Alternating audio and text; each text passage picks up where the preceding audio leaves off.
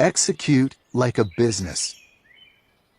The story has become lore in the world of business consulting. In the mid-1990s, Harvard Business School professor Clayton Christensen received a call from Andy Grove, the CEO and chairman of Intel.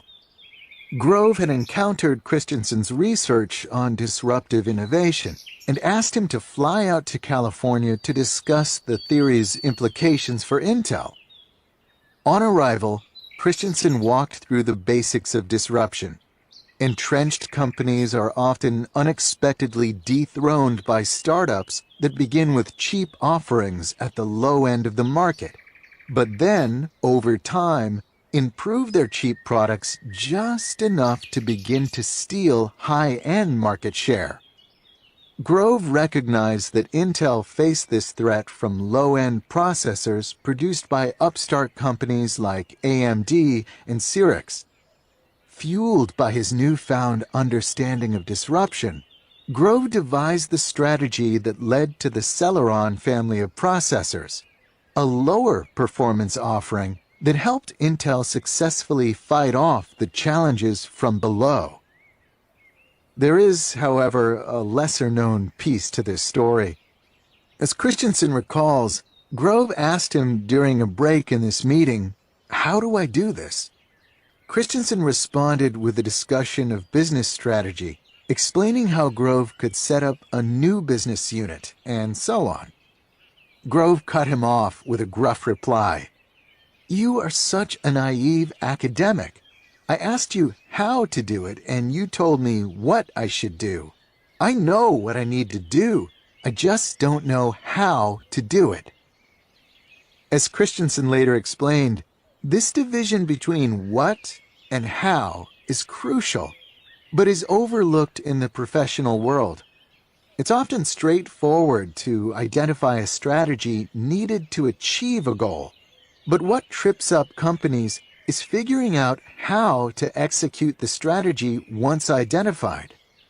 I came across this story in a foreword Christensen wrote for a book titled The 4 Disciplines of Execution, which built on extensive consulting case studies to describe 4 disciplines, abbreviated 4DX, for helping companies successfully implement high-level strategies. What struck me as I read was that this gap between what and how was relevant to my personal quest to spend more time working deeply. Just as Andy Grove had identified the importance of competing in the low-end processor market, I had identified the importance of prioritizing depth. What I needed was help figuring out how to execute this strategy. Intrigued by these parallels, I set out to adapt the 4DX framework to my personal work habits and ended up surprised by how helpful they proved in driving me toward effective action on my goal of working deeply. These ideas may have been forged for the world of big business, but the underlying concepts seem to apply anywhere that something important needs to get done against the backdrop of many competing obligations and distractions. With this in mind, I've summarized in the following sections the 4 disciplines of the 4DX framework, and for each I describe how I adapted it to the specific concerns of developing a deep work habit. Discipline number 1. Focus on the wildly important. As the authors of the 4 disciplines of execution explain, the more you try to do, the less you actually accomplish. They elaborate that execution should be aimed at a small number of wildly important goals. This simplicity will help focus an organization's energy to a sufficient intensity to ignite real results. For an individual focused on deep work, the implication is that you should identify a small number of ambitious outcomes to pursue with your deep work hours. The general exhortation to spend more time working deeply doesn't spark a lot of enthusiasm. To instead have a specific goal that would return tangible and substantial professional benefits will generate a steadier stream of enthusiasm. In a 2014 column titled The Art of Focus, David Brooks endorsed this approach of letting ambitious goals drive focused behavior, explaining, "If you want to win the war for attention, don't try to say no to the trivial distractions you find on the information smorgasbord. Try to say yes to the subject that arouses a terrifying longing, and let the terrifying longing crowd out everything else." For example, when I first began experimenting with 4DX, I set the specific important goal of publishing 5 high-quality peer-reviewed papers in the upcoming academic year. This goal was ambitious, as it was more papers than I had been publishing, and there were tangible rewards attached to it. Tenure review was looming. Combined, these two properties helped the goal stoke my motivation. Discipline number 2. Act on the lead measures. Once you've identified a wildly important goal, you need to measure your success. In 4DX, there are 2 types of metrics for this purpose: lag measures and lead measures. Lag measures describe the thing you're ultimately trying to improve. For example, if your goal is to increase customer satisfaction in your bakery, then the relevant lag measure is your customer satisfaction scores. As the 4DX authors explain, the problem with lag measures is that they come too late to change your behavior. When you receive them, the performance that drove them is already in the past. Lead measures, on the other hand, measure the new behaviors that will drive success on the lag measures. In the bakery example, a good lead measure might be the number of customers who receive free samples. This is a number you can directly increase by giving out more samples. As you increase this number, your lag measures will likely eventually improve as well. In other words, lead measures turn your attention to improving the behaviors you directly control in the near future that will then have a positive impact on your long-term goals. For an individual focused on deep work, it's easy to identify the relevant lead measure: time spent in a state of deep work dedicated toward your wildly important goal. Returning to my example, this insight had an important impact on how I directed my academic research. I used to focus on lag measures, such as papers published per year. These measures, however, lacked influence on my day-to-day behavior because there was nothing I could do in the short term that could immediately generate a noticeable change to this long-term metric. When I shifted to tracking deep work hours, suddenly these measures became relevant to my day-to-day. Every hour extra of deep work was immediately reflected in my tally. Discipline number 3. Keep a compelling scorecard. People play differently when they're keeping score, the 4DX authors explain. They then elaborate that when attempting to drive your team's engagement toward your organization's wildly important goal, it's important that they have a public place to record and track their lead measures. This scoreboard creates a sense of competition that drives them to focus on these measures even when other demands vie for their attention. It also provides a reinforcing source of motivation. Once the team notices their success with a lead measure, they become invested in perpetuating this performance. In the preceding discipline, I argued that for an individual focused on deep work, hours spent working deeply should be the lead measure. It follows, therefore, that the individual's scoreboard should be a physical artifact in the workspace that displays the individual's current deep work hour count. In my early experiments with 4DX, I settled on a simple but effective solution for implementing the scorecard. I took a piece of cardstock and divided it into rows, one for each week of the current semester. I then labeled each row with the dates of the week and taped it to the wall next to my computer monitor, where it couldn't be ignored. As each week progressed, I kept track of the hours spent in deep work that week with a simple tally of tick marks in that week's row.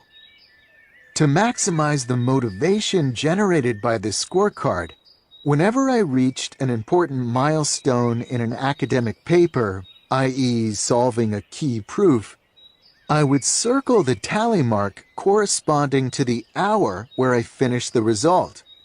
This served two purposes.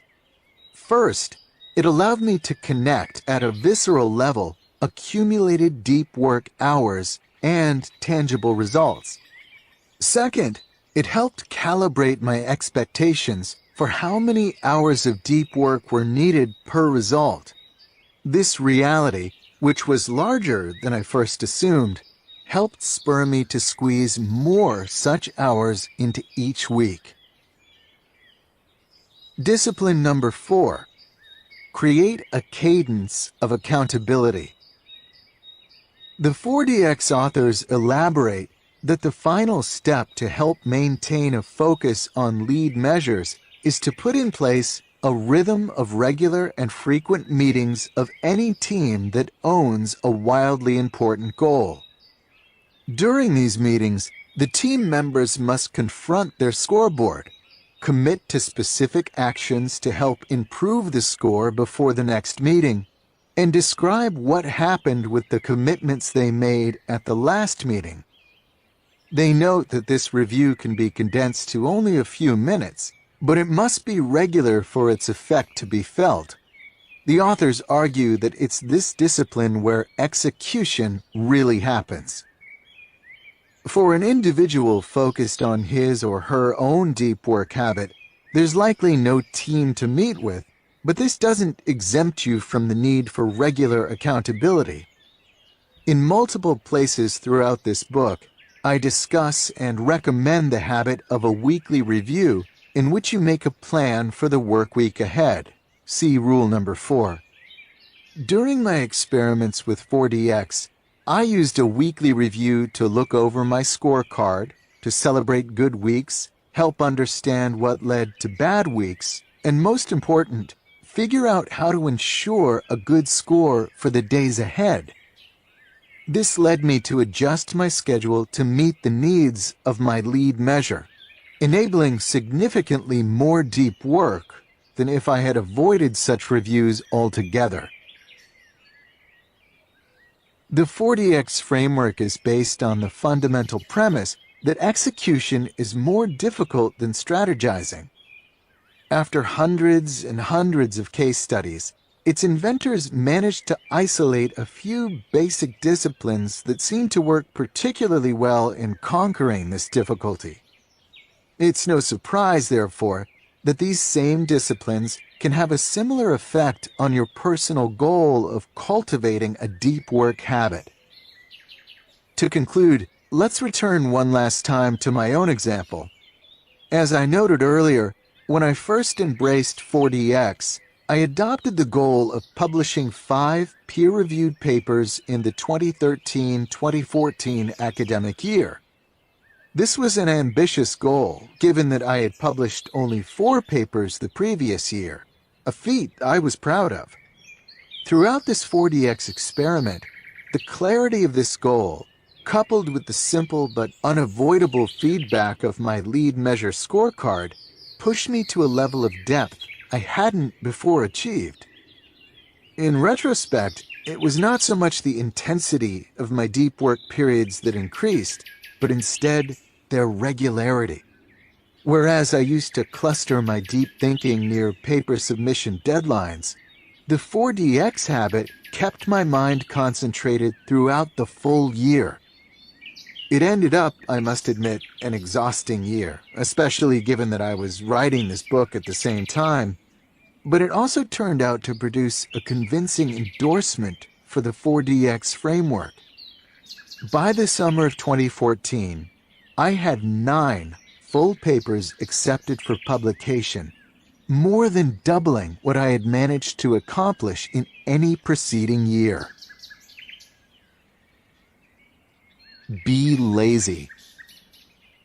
In a 2012 article written for a New York Times blog, the essayist and cartoonist Tim Kreider provided a memorable self-description.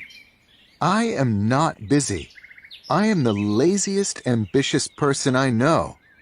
Kreider's distaste for frenetic work, however, was put to the test in the months leading up to the writing of his post. Here's his description of the period. "I've insidiously started, because of professional obligations, to become busy. Every morning my inbox was full of emails asking me to do things I did not want to do or presenting me with problems that I now had to solve." His solution? He fled to what he calls an undisclosed location, a place with no TV and no internet. Going online requires a bike ride to the local library, and where he could remain non-responsive to the pinprick onslaught of small obligations that seem harmless in isolation, but aggregate to serious injury to his deep work habit. "I've remembered about buttercups, stink bugs, and the stars," Kreider says about his retreat from activity. "I read, and I'm finally getting some real writing done for the first time in months." It's important for our purposes to recognize that Kreider is no Thoreau. He didn't retreat from the world of busyness to underscore a complicated social critique. His move to an undisclosed location was instead motivated by a surprising but practical insight. It made him better at his job. Here's Kreider's explanation. "Idleness is not just a vacation, an indulgence, or a vice. It is as indispensable to the brain as vitamin D is to the body, and deprived of it, we suffer a mental affliction as disfiguring as rickets. It is, paradoxically, necessary to getting any work done."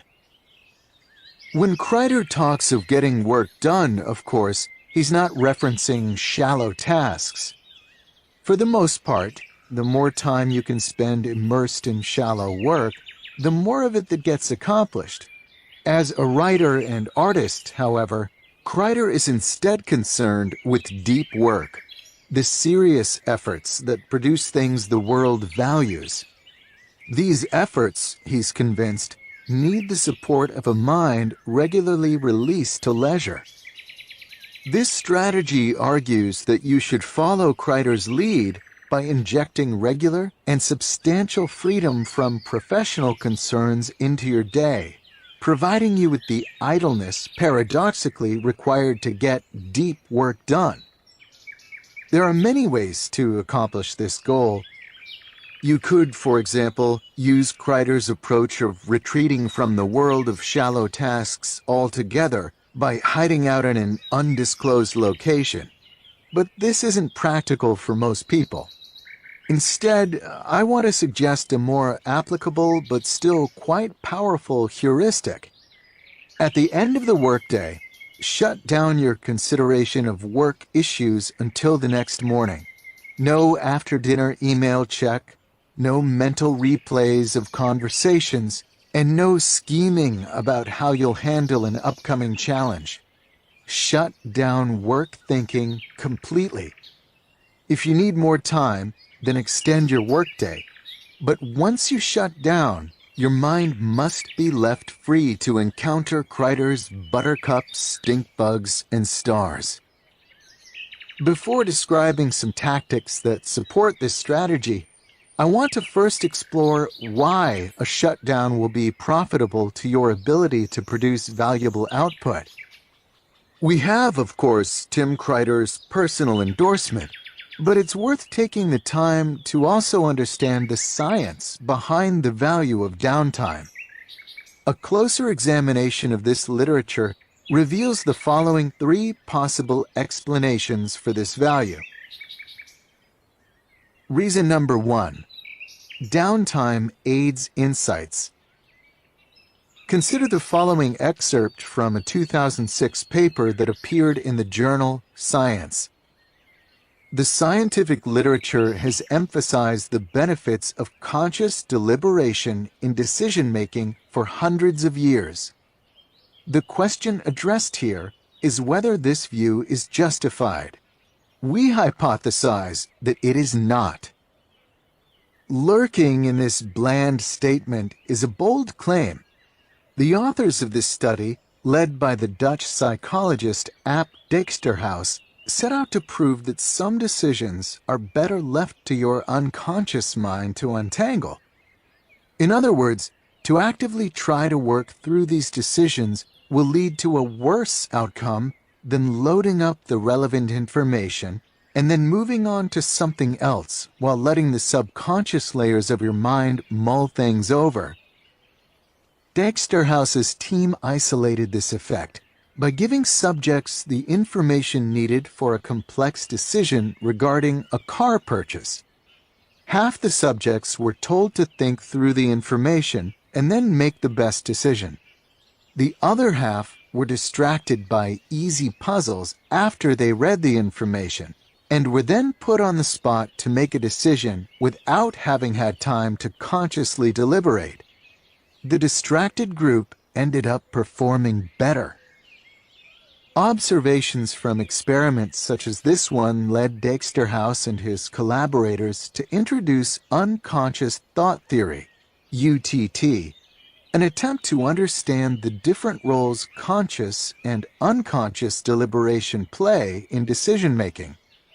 At a high level, this theory proposes that for decisions that require the application of strict rules, the conscious mind must be involved. For example, if you need to do a math calculation, only your conscious mind is able to follow the precise arithmetic rules needed for correctness.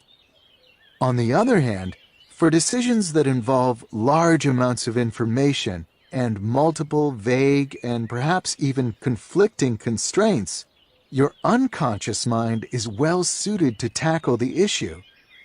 UTT hypothesizes that this is due to the fact that these regions of your brain have more neuronal bandwidth available, allowing them to move around more information and sift through more potential solutions than your conscious centers of thinking. Your conscious mind, according to this theory, is like a home computer on which you can run carefully written programs that return correct answers to limited problems, whereas your unconscious mind is like Google's vast data centers, in which statistical algorithms sift through terabytes of unstructured information, teasing out surprising, useful solutions to difficult questions. The implication of this line of research is that providing your conscious brain time to rest enables your unconscious mind to take a shift sorting through your most challenging professional challenges. A shutdown habit, therefore, is not necessarily reducing the amount of time you're engaged in productive work, but is instead diversifying the type of work you deploy.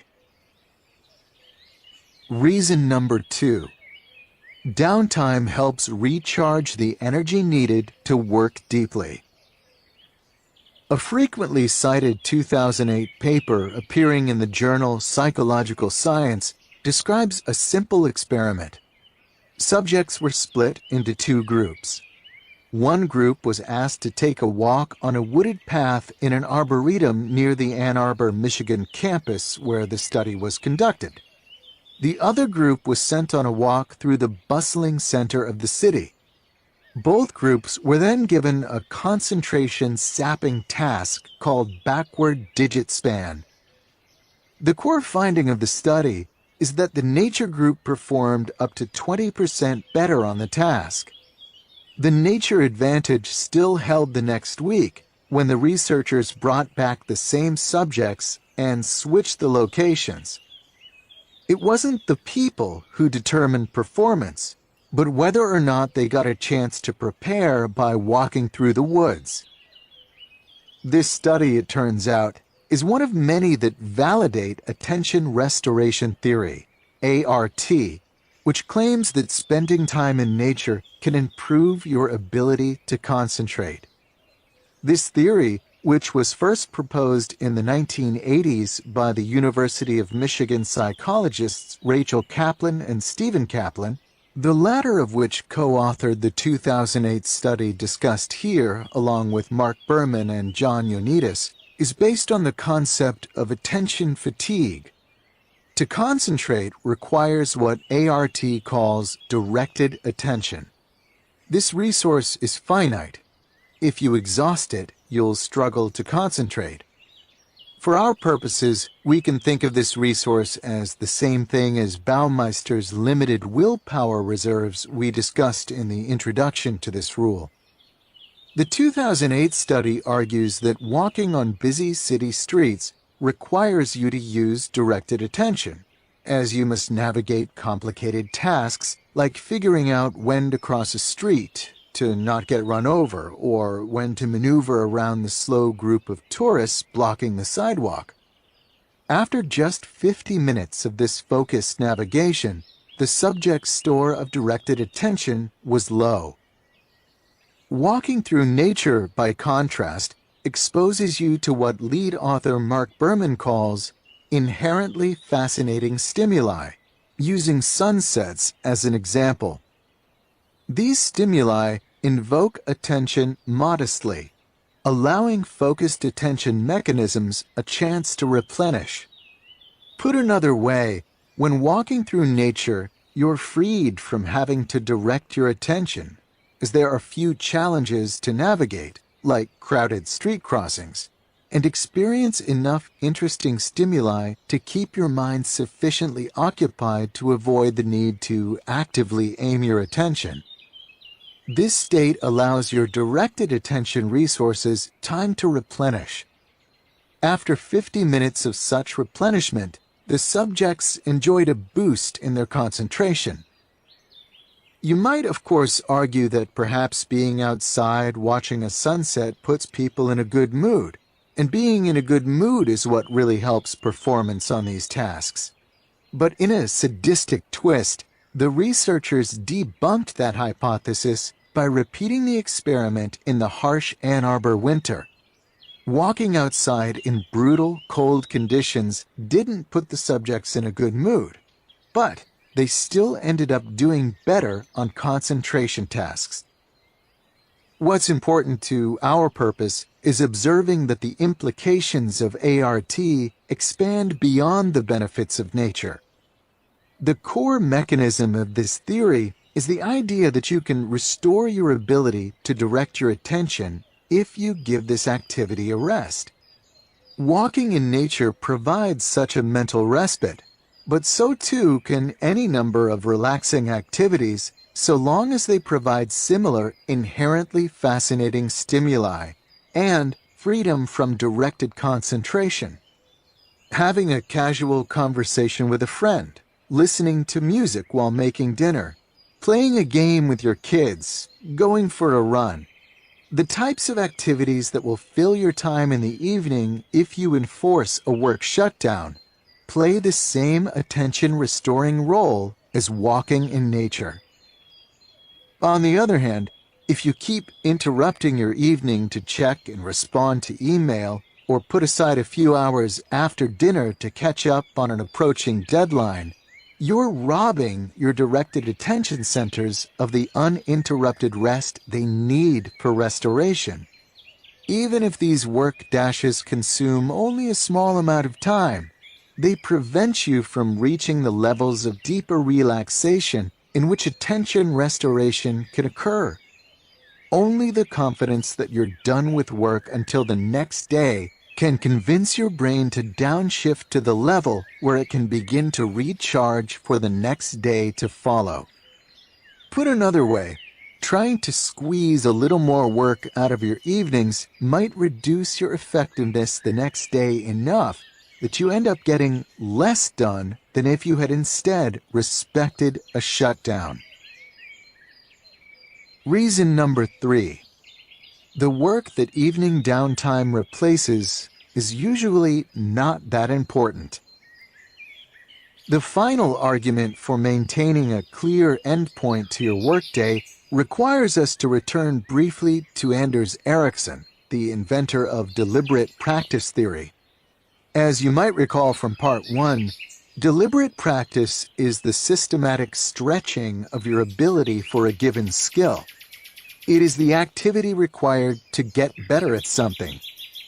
Deep work and deliberate practice, as I've argued, overlap substantially. For our purposes here, we can use deliberate practice as a general-purpose stand-in for cognitively demanding efforts. In Ericsson's seminal 1993 paper on the topic, titled The Role of Deliberate Practice in the Acquisition of Expert Performance, he dedicates a section to reviewing what the research literature reveals about an individual's capacity for cognitively demanding work. Ericsson notes that for a novice, somewhere around an hour a day of intense concentration seems to be a limit, while for experts, this number can expand to as many as 4 hours, but rarely more.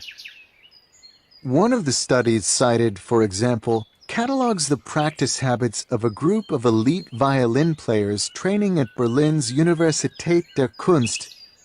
This study found the elite players average around 3.5 hours per day in a state of deliberate practice, usually separated into 2 distinct periods.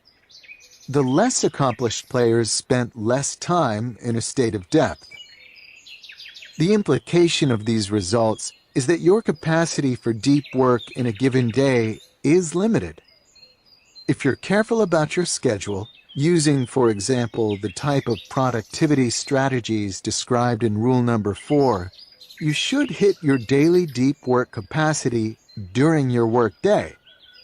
It follows, therefore, that by evening, you're beyond the point where you can continue to effectively work deeply. Any work you do fit into the night, therefore, won't be the type of high-value activities that really advance your career.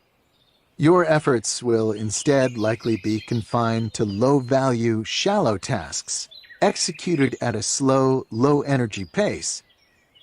By deferring evening work, in other words, you're not missing out on much of importance. The 3 reasons just described support the general strategy of maintaining a strict endpoint to your workday. Let's conclude by filling in some details concerning implementation. To succeed with this strategy, you must first accept the commitment that once your workday shuts down, you cannot allow even the smallest incursion of professional concerns into your field of attention. This includes, crucially, checking email, as well as browsing work-related websites. In both cases, even a brief intrusion of work can generate a self-reinforcing stream of distraction that impedes the shutdown advantages described earlier for a long time to follow. Most people are familiar, for example, with the experience of glancing at an alarming email on a Saturday morning, and then having its implications haunt your thoughts for the rest of the weekend.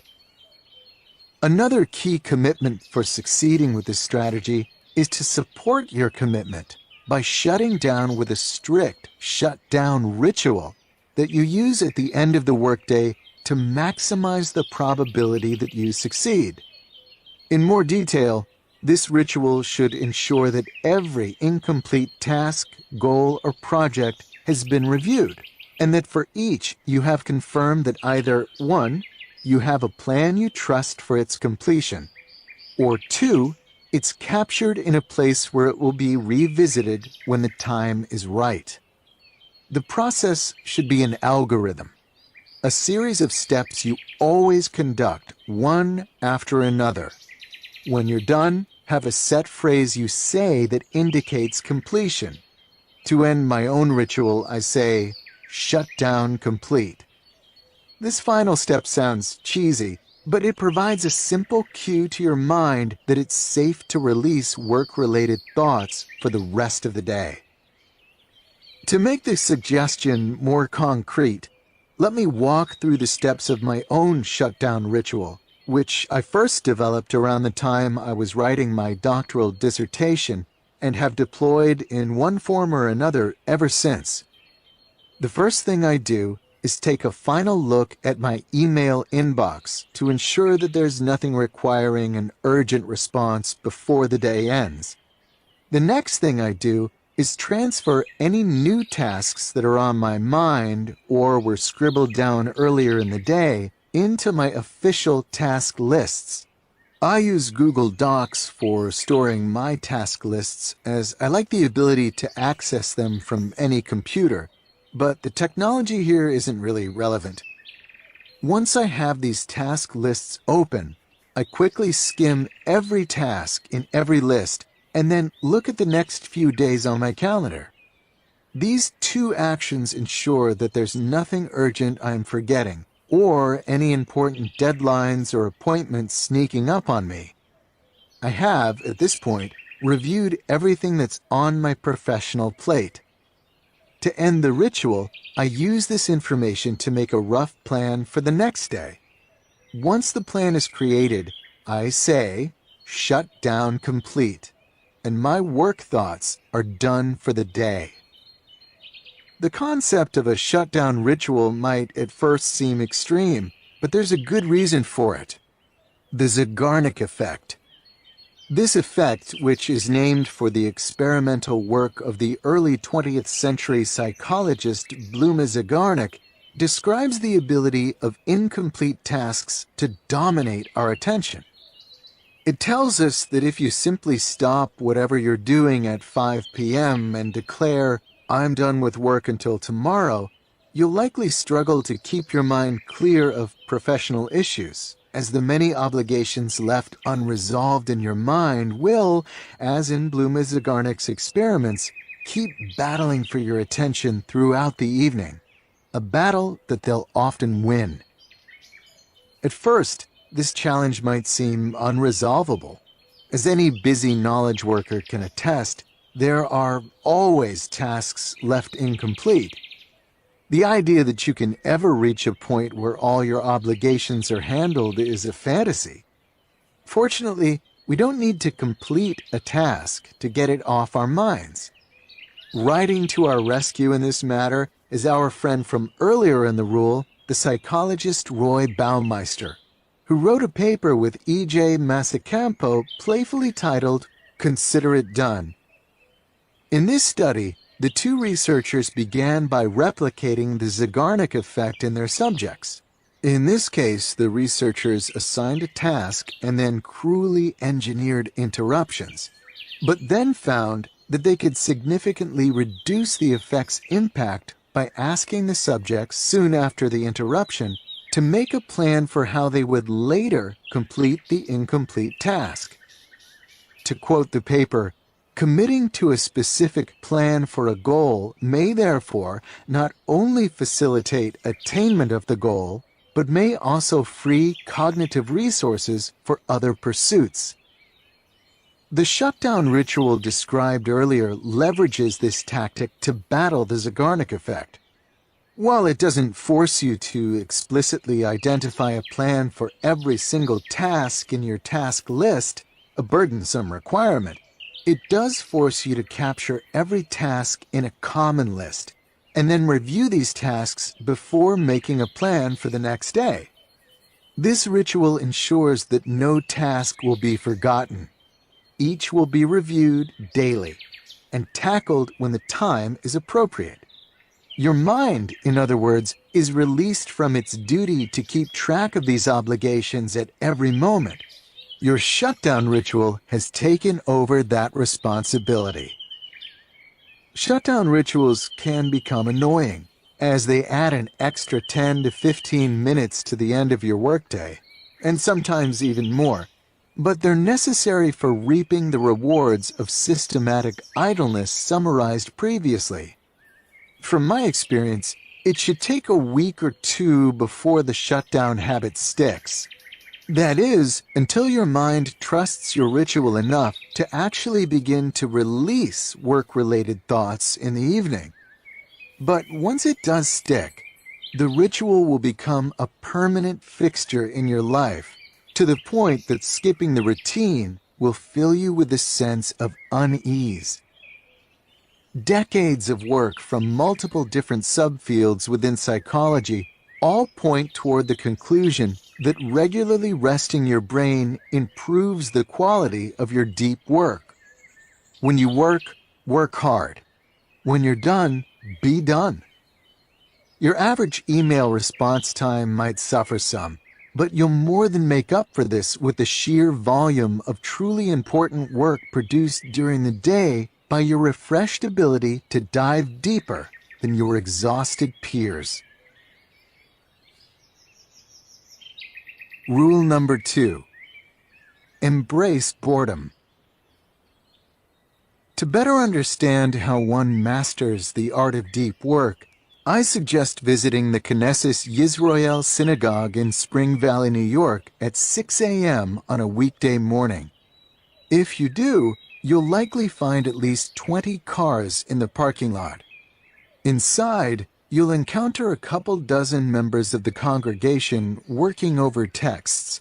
Some might be reading silently, mouthing the words of an ancient language, while others are paired together, debating. At one end of the room, a rabbi will be leading a larger group in a discussion.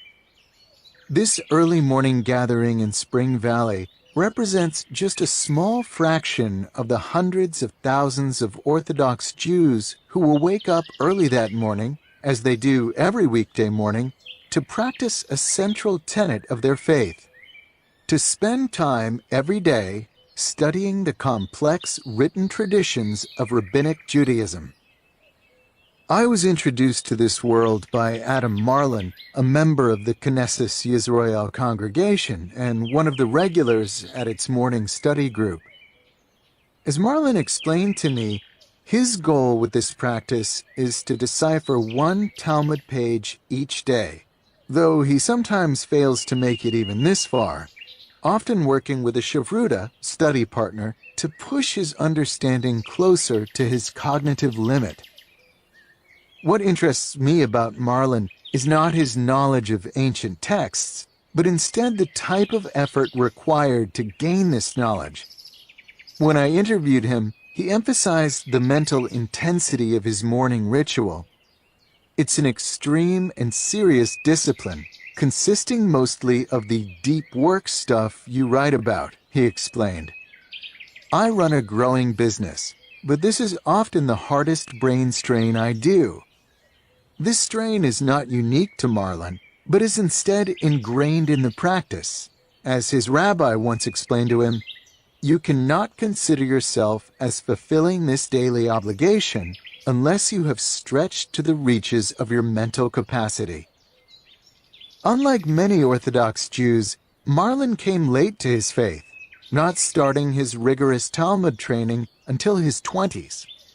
This bit of trivia proves useful to our purposes because it allows Marlin a clear before and after comparison concerning the impact of these mental calisthenics, and the results surprised him. Though Marlin was exceptionally well educated when he began the practice, he holds 3 different Ivy League degrees, he soon met fellow adherents who had only ever attended small religious schools but could still dance intellectual circles around him. A number of these people are highly successful professionally, he explained to me, but it wasn't some fancy school that pushed their intellect higher. It became clear it was instead their daily study that started as early as the 5th grade. After a while, Marlin began to notice positive changes in his own ability to think deeply.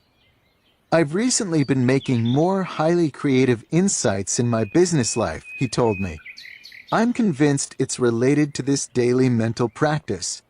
This consistent strain has built my mental muscle over years and years. This was not the goal when I started, but it is the effect. Adam Marlin's experience underscores an important reality about deep work. The ability to concentrate intensely is a skill that must be trained. This idea might sound obvious once it's pointed out, but it represents a departure from how most people understand such matters. In my experience, it's common to treat undistracted concentration as a habit, like flossing, something that you know how to do and know is good for you, but that you've been neglecting due to a lack of motivation. This mindset is appealing because it implies you can transform your working life from distracted to focused overnight if you can simply muster enough motivation. But this understanding ignores the difficulty of focus and the hours of practice necessary to strengthen your mental muscle. The creative insights that Adam Marlin now experiences in his professional life, in other words, have little to do with a one-time decision to think deeper, and much to do with a commitment to training this ability early every morning. There is, however, an important corollary to this idea. Efforts to deepen your focus will struggle if you don't simultaneously wean your mind from a dependence on distraction. Much in the same way that athletes must take care of their bodies outside of their training sessions, you'll struggle to achieve the deepest levels of concentration if you spend the rest of your time fleeing the slightest hint of boredom.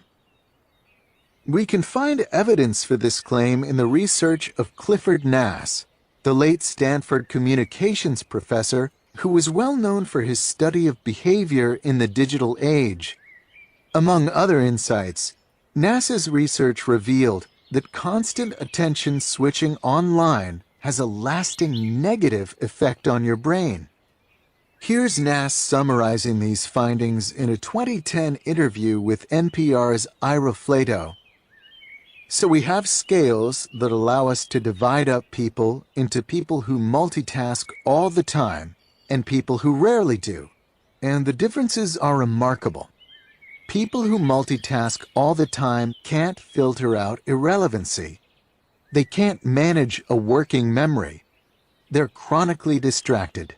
They initiate much larger parts of their brain that are irrelevant to the task at hand. They're pretty much mental wrecks. At this point, Flatow asks Nass whether the chronically distracted recognize this rewiring of their brain. The people we talk with continually said, "Look, when I really have to concentrate, I turn off everything and I am laser focused." And unfortunately, they've developed habits of mind that make it impossible for them to be laser focused. They're suckers for irrelevancy. They just can't keep on task. Once your brain has become accustomed to on-demand distraction, Nass discovered, it's hard to shake the addiction, even when you want to concentrate. To put this more concretely, if every moment of potential boredom in your life, say having to wait 5 minutes in line or sit alone in a restaurant until a friend arrives, is relieved with a quick glance at your smartphone, then your brain has likely been rewired to a point where, like the mental wrecks in Nass's research, it's not ready for deep work, even if you regularly schedule time to practice this concentration. Rule number 1 taught you how to integrate deep work into your schedule and support it with routines and rituals designed to help you consistently reach the current limit of your concentration ability. Rule number 2 will help you significantly improve this limit. The strategies that follow are motivated by the key idea that getting the most out of your deep work habit requires training. And as clarified previously, this training must address 2 goals: improving your ability to concentrate intensely and overcoming your desire for distraction. These strategies cover a variety of approaches, from quarantining distraction to mastering a special form of meditation that combine to provide a practical roadmap for your journey from a mind wrecked by constant distraction and unfamiliar with concentration to an instrument that truly does deliver laser-like focus. Don't take breaks from distraction. Instead, take breaks from focus. Many assume that they can switch between a state of distraction and one of concentration as needed, but as I just argued, this assumption is optimistic. Once you're wired for distraction, you crave it. Motivated by this reality, this strategy is designed to help you rewire your brain to a configuration better suited to staying on task.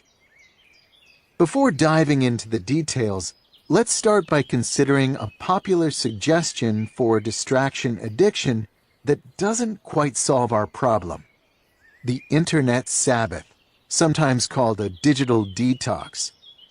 In its basic form, this ritual asks you to put aside regular time, typically 1 day a week, where you refrain from network technology.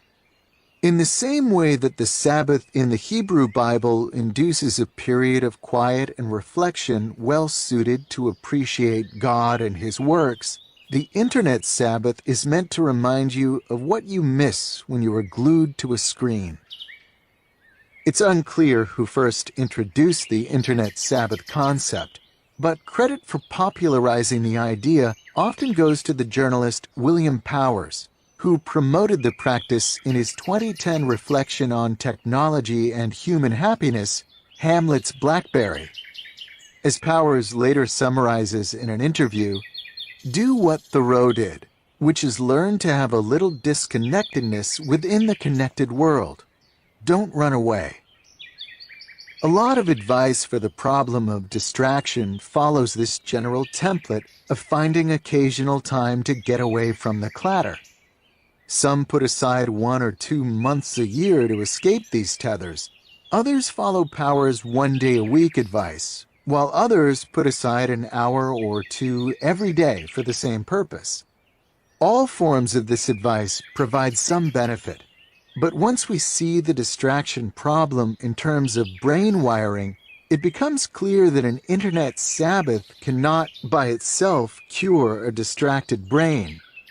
If you eat healthy just 1 day a week, you're unlikely to lose weight, as the majority of your time is still spent gorging.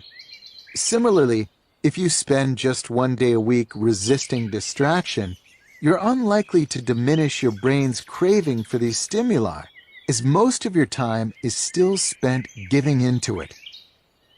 I propose an alternative to the Internet Sabbath. Instead of scheduling the occasional break from distraction so you can focus, you should instead schedule the occasional break from focus to give in to distraction. To make this suggestion more concrete, let's make the simplifying assumption that Internet use is synonymous with seeking distracting stimuli. You can, of course, use the Internet in a way that's focused and deep, but for a distraction addict, this is a difficult task. Similarly, let's consider working in the absence of the Internet to be synonymous with more focused work. You can, of course, find ways to be distracted without a network connection, but these tend to be easier to resist. With these rough categorizations established, the strategy works as follows. Schedule in advance when you'll use the Internet, and then avoid it altogether outside these times. I suggest that you keep a notepad near your computer at work. On this pad, record the next time you're allowed to use the Internet. Until you arrive at that time, absolutely no network connectivity is allowed, no matter how tempting. The idea motivating this strategy is that the use of a distracting service does not by itself reduce your brain's ability to focus. It's instead the constant switching from low stimuli, high-value activities to high stimuli, low-value activities at the slightest hint of boredom or cognitive challenge that teaches your mind to never tolerate an absence of novelty. This constant switching can be understood analogously as weakening the mental muscles responsible for organizing the many sources vying for your attention. By segregating internet use, and therefore segregating distractions, you're minimizing the number of times you give in to distraction, and by doing so, you let these attention-selecting muscles strengthen. For example, if you've scheduled your next internet block 30 minutes from the current moment, and you're beginning to feel bored and crave distraction, the next 30 minutes of resistance become a session of concentration calisthenics.